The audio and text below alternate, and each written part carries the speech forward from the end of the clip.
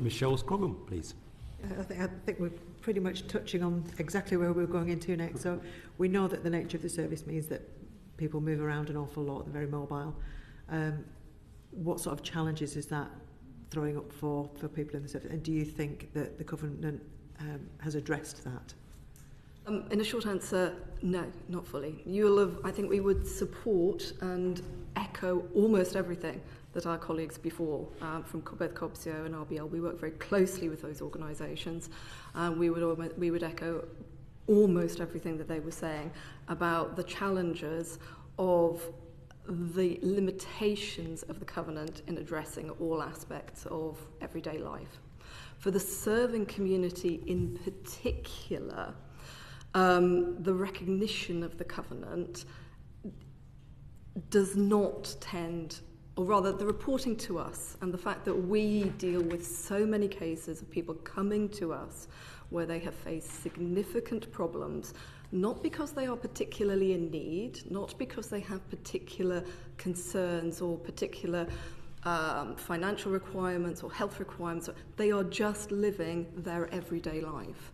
They are trying to find school places for their children. They are trying to have continuity of care plans as they move around the country, move in and out of the devolved nations, come back from serving overseas.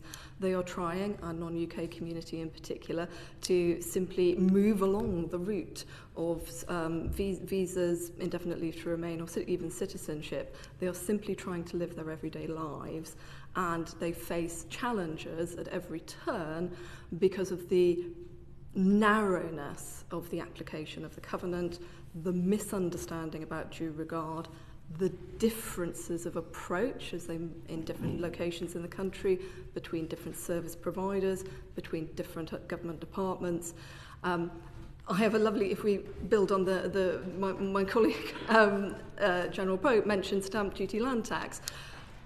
We have a case at the moment where one part of HMRC is quite happy to recognise the unique nature of service life in terms of capital gains tax. It is quite not happy to recognise it in terms of stamp duty land tax.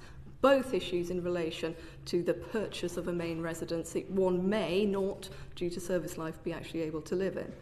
These are the things that people are facing on a day-to-day basis, and the Covenant, quite frankly, given the evidence that we have, is not for the serving community particularly well understood or functioning well in that regard.